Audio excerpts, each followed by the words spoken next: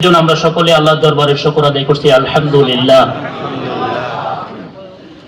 আজকে আমরা এখানে যারা উপস্থিত হয়েছি আমাদের দুটি পরিচয় রয়েছে, একদিক থেকে আমরা আলেম আর একদিক থেকে আমরা মসজিদের ইমাম।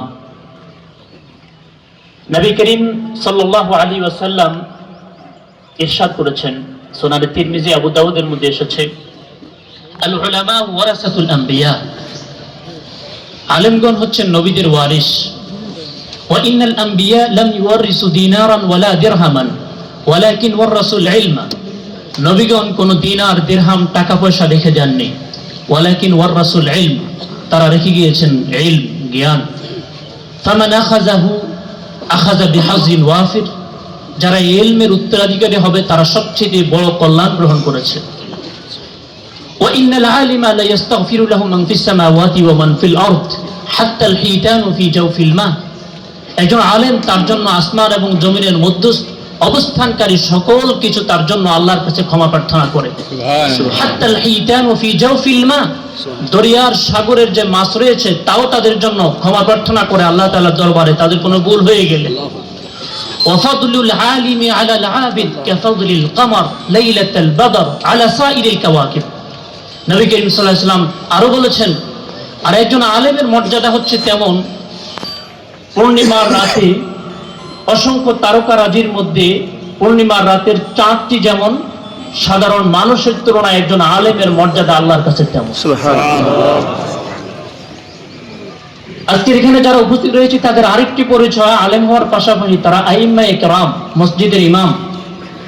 নবী করিম সাল্লাল্লাহু আলাইহি ওয়াসাল্লাম আমাদেরকে লক্ষ্য করে বলেছেন, সাবাহাতুন ইউজিল্লুহুমুল্লাহু ফি যিল্লিহি ইয়াওমা লা যিল্লা ইল্লা যিল্লুহু, যেদিন আল্লাহর আরশের ছায়া ব্যতীত কোনো ছায়া থাকবে না। 7 শ্রেণীর মানুষকে আল্লাহ তাআলা ছায়া দিবেন, আরশের নিচে জায়গা করে দিবেন। এর মধ্যে 1 নম্বর যাদের কথা উল্লেখ করেছেন, ইমামুন আদিলুন, ন্যায়পরায়ণ ইমাম। ন্যায়পরায়ণ ইমাম হচ্ছে সেই ইমাম যিনি যত জটিল পরিস্থিতি থাকুক না কেন তিনি সব সময় ন্যায় এবং ইনসাফের পক্ষে থাকে।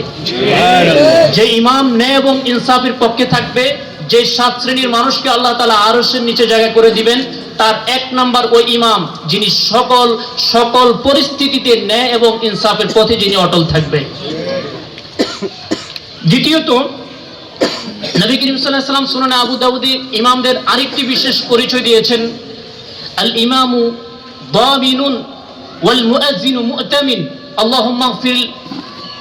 নবী করিম সাল্লাল্লাহু আলাইহি ওয়াসাল্লাম বলেছেন, ইমামগণ হচ্ছেন দামিন, জিম্মাদার, তারা জাতির জিম্মাদার। ওয়াল মুআজ্জিনু মু'তামিন, মুআজ্জিনকে বলা হয়েছে তিনি হচ্ছে আমানতদার। একজন ইমাম, তাকে আল্লাহর রাসূল সাল্লাল্লাহু আলাইহি ওয়াসাল্লাম তাকে জিম্মাদার, জাতির জিম্মাদার ঘোষণা করেছেন। একজন ইমাম যখন তার মূল দায়িত্ব পালন করতে ব্যর্থ হবে, নবীজি বলেছেন, ইত্তাখাযান নাসু রুউসান জুহালা ফাদাল্লু ওয়া আদাল্লু, তখন সাধারণ মানুষ ইমাম হিসাবে জাহেল মানুষকে গ্রহণ করবে, তারা নিজেরা গোমরা হবে, অপরকেও গোমরা করবে। সম্মানিত উপস্থিতি, কুল্লুকুম রাইন ওয়া কুল্লুকুম মাসউলুন আন রাইয়াতিহি, প্রত্যেকই দায়িত্বশীল, প্রত্যেকের দায়িত্বের ব্যাপারে তাকে প্রশ্ন করবে। বাল্লিগু আন্নি ওয়ালাউ আয়া, একটি আয়াত আমার পক্ষ থেকে যদি জানো, দিনের একটি পেগাম যদি জানো, সেটা অপরের কাছে পৌঁছে দাও। ফালইউবাল্লিগিশ শাহিদু আল গায়িবা, উপস্থিত ব্যক্তিরা অনুপস্থিত ব্যক্তিদের কাছে সেই পেগাম পৌঁছে দিবে। ওয়া মা আলাইনা ইল্লাল বালাগ, নবীরা বলেছেন আমাদের দায়িত্ব হচ্ছে পৌঁছে দেওয়া।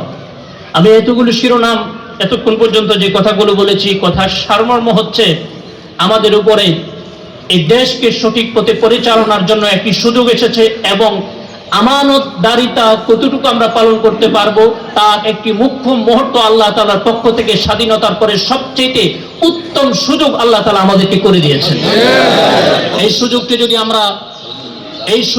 যদি আমরা কাজে লাগাতে ব্যর্থ হই, তাহলে পুরো জাতিকে আল্লাহ তাআলার কাছে যতটুকু আল্লাহ তাআলার কাছে জবাবদিহি করতে হবে, তার থেকে বেশি জবাবদিহিতার আওতায় আল্লাহর কাছে আমাদের এই আলেম, উলামা, আইম্মায়ে কেরামদেরকে আল্লাহর কাছে দাঁড়াতে হবে।